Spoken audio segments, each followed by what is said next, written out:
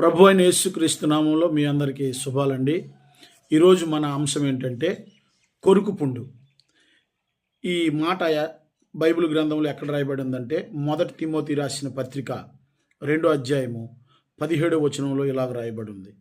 కొరుకు పుండు ప్రాకినట్లు వారి మాటలు ప్రాకును.